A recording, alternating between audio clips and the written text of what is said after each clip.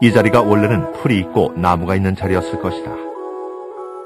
첫 설법을 한 곳에 후대에 탑을 세웠는데 다르마라지카 스투파였다. 이 탑은 원래 2200년 전에 아쇼카 왕에 의해 건립되었다. 아래 모양을 보면 둥글다.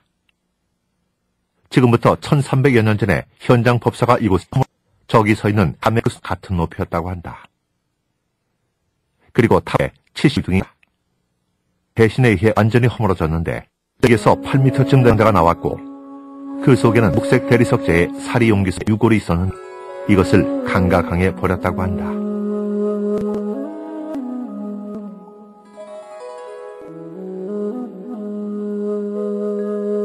붓다는 이곳에서 불교의 서술법을 하였다. 초전 법륜상이 출토됐다. 이 불상이 다르마라지크 스투파에 봉안되어 있었던 것 같다.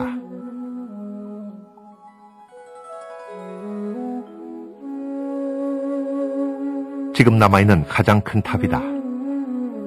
현장 법사는 붓다가 마이트레야, 미륵에게 수기를 한 장소에 세웠다고 기록하고 있다.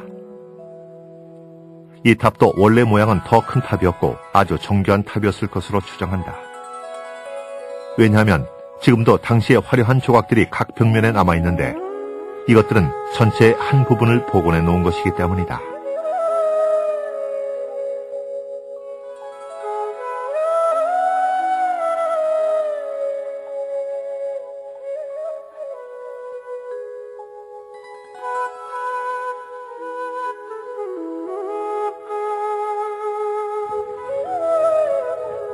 हम लोग इस मंदिर में प्रवेश कर रहे हैं।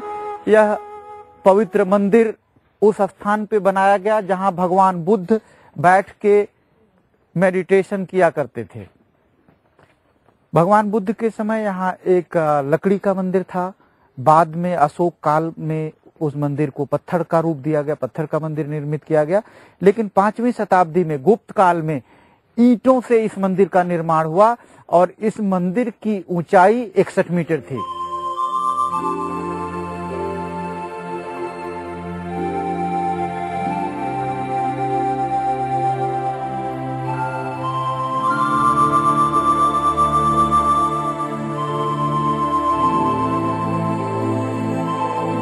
물간다쿠티의 원형은 이렇게 생겼을 것으로 추정한다.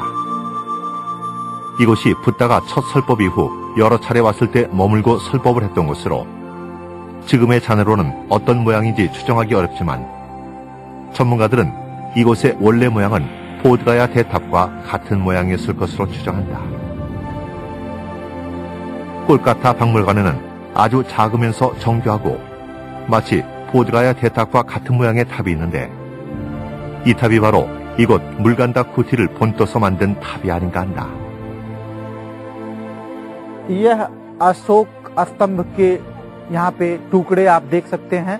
वास्तव में यह एक ही पत्थर से बना हुआ ऊंचा स्तंभ था जिसकी ऊंचाई 15.25 मीटर थी, लगभग 50 फीट। लेकिन इस अशोक स्तंभ को भी 13वीं शताब्दी में मुसलमानों के द्वारा तोड़ दिया गया। इस स्तंभ के ऊपर 4 सिंहों से बना हुआ एक लॉन कैपिटल था जो कि अब संग्रहालय में है, म्यूजियम में। वो लॉन कैपिटल अब भारत का राष्ट्रीय चिन्ह है। आप उसको इस नोट पे देख सकते हैं। ये भारत का राष्ट्रीय चिन्ह यहाँ पे यह इसी पिलर के ऊपर स्थित था। 13वीं शताब्दी में जब इसको तोड़ दिया गया, फिर एक्सकेवेशन के दौरान यह 19वीं शताब्दी में मिला, जो अब म्यूजियम में सुरक्षित रख दिया गया है। यह अशोक के काल की बनाई हुई कलाकृति है जो अब तक के कलाकृतियों में सर्वश्रेष्ठ है। इस पे टिपिकल मौर्यन पॉलिश की गई है जो अभी भी विद्वानों के लिए एक रहस्य बना हुआ है। वैज्ञानिक भी इस पे बरसों काम किए लेकिन वो अब तक नहीं पता लगा पाए कि किस तरह की पॉलिश ये सैंडस्टोन बलुए पत्थर पे की गई है। वास्तव में यह बलुए पत्थर से निर्मित अशोक स्तंभ है जिसकी विशेषता इसका पॉलिश वर्क है। 부처님이 이곳 녹야원에서 큰 비구 500명과 함께 계실 때 수행을 어떻게 할 것인가에 대해 말씀하십니다. 모든 것은 영원하지 않다는 생각, 즉 무상하다는 무상관을 닦으면 삼계에 대한 갈구와 진리에 대한 무지를 다 끊게 된다고 설법한 뒤에 한 예로 선목이라는 벽지부를 보고 애욕을 품은 한 여인에게 무상의 가르침을 설해 제대한 이야기를 해주신 곳이 바로 이곳 녹야원입니다. 먼 옛날 선목이라는 벽지불이 있었는데 그는 용모가 단정하고 얼굴이 마치 복숭아꽃처럼 아름다우며 눈매가 또렷하였다. 이를 보고 어떤 장자의 딸이 욕심을 내어 유혹하자 벽지불은 오른손으로 눈을 빼서 그대가 사랑하는 눈이란 바로 이런 것이다. 이제 이것에 어디에 끌리는가? 이것은 마치 종기와 같아 탐낼 만한 데라곤 하나도 없다. 이 눈은 내가 아니요 나는 이 눈의 것이 아니다. 이 눈은 내가 만든 것도 아니고 눈이 나를 만든 것도 아니다. 그저 없음에서 생겨난 것이요 생겨난 뒤에는 곧 무너지고 없어지는 것으로 과거도 현재도 미래도 아니며 다 원인과 조건이 모여서 된 것이다. 그러므로 눈이라는 모양에 집착하지 마라.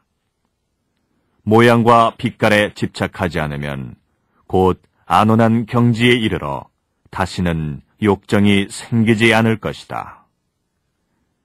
비구들이여, 만일 영원하지 않다는 생각으로 사유하고 널리 펴면 욕계, 색계, 무색계에 대한 갈구를 다 끊고 진리에 대한 무지와 교만을 모두 제거하게 될 것이다.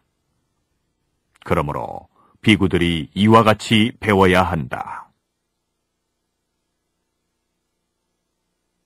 붓다가 녹야원에 있을 때 파라나시 상인의 아들인 야사스가 출가했다. 붓다는 그에게 보시와 계율을 설하고 이어서 4가지 진리 사성제를 설해 일체의 집착에서 떠나 마음속에 괴로움이 사라진 뒤에 출가하여 기회를 받았다.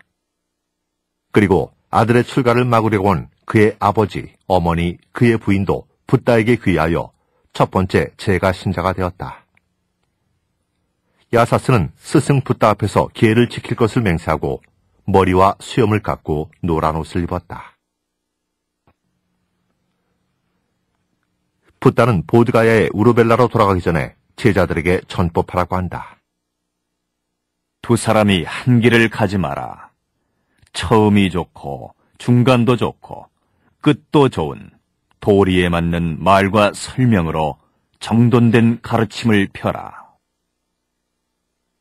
그런데 붓다가 녹야원에서 얼마를 머물렀는지는 알 수 없지만 이곳에서 설법한 것은 연기법과 고집멸도의 사성제와 8정도를 설했는데 이것을 가지고 제자들에게 전법하러 가라고 한 것을 보면 붓다의 가르침은 더 이상의 복잡하고 나래한 것이 없고 연기법과 사성제가 그 골격이라 할 수 있다.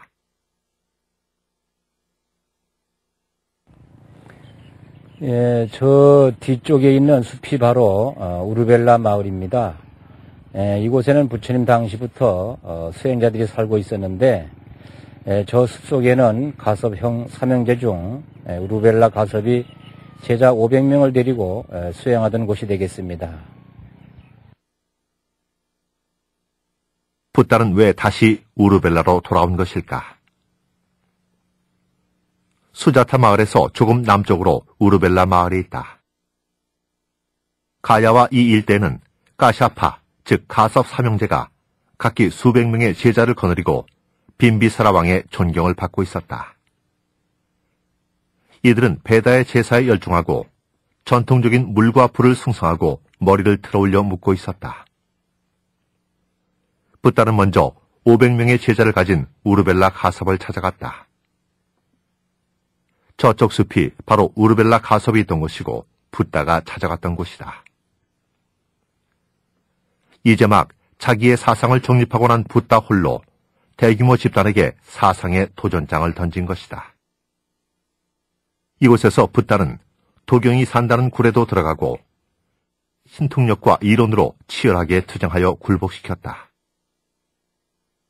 붓다가 가섭이여 그들은 알아한다 아니고 그 경지에 들지도 못했고 그 길에 들어서지도 못했다고 하였다. 결국 우르벨라 가섭은 자기의 수행이 모자람을 알고 붓다에게 귀의하였고 그의 제자들도 모두 귀의했다. 우르벨라 가섭은 붓다의 발에 머리를 대고 예배드린 뒤에 그릇된 견해에 깊이 빠져 위대한 사마나를 번거롭게 한 것을 참여한다 하였고 제자들은 각자의 길로 가라고 하였으나 500 제자들이 모두 붓다에게 귀의했다. 벽지불처럼 운둔하지 않고 현실에 나가서 그릇된 가르침을 타파하고자 한 붓다의 도전 정신도 위대하지만 사상적 논쟁에서 깨끗하게 승복하고 많은 이의 스승이던 노인이 젊은이의 제자가 되어 그의 발에 예배를 올리는 우르벨라 가섭도 이미 도를 보는 사람이었다. 이곳 가섭 중에 우르벨라에 사는 가섭을 우르벨라 가섭, 조금 북쪽 강이 합류하는 곳에 사는 가섭을 나디 가섭, 더 북쪽 가야슈의 쉬르사 산에 사는 가섭을 가야 가섭이라 하였다. 이 당시까지만 해도 붓다의 옷은 분소의, 누더기였다고 아함경에 기록되어 있다. 우르벨라에 있을 때 붓다가 이 분소의를 빨아서 나뭇가지에 넣어 말려 입었다고 되어 있다.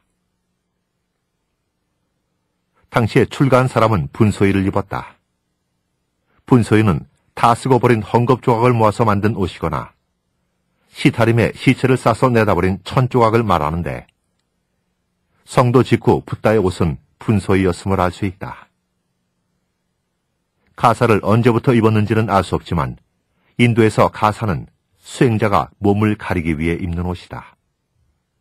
그것이 한국, 일본으로 들어와 마치 앞치마처럼 이상한 형태로 변한 반가사라는 것도 있지만 인도에서는 형식적으로 걸치는 것이 아니다.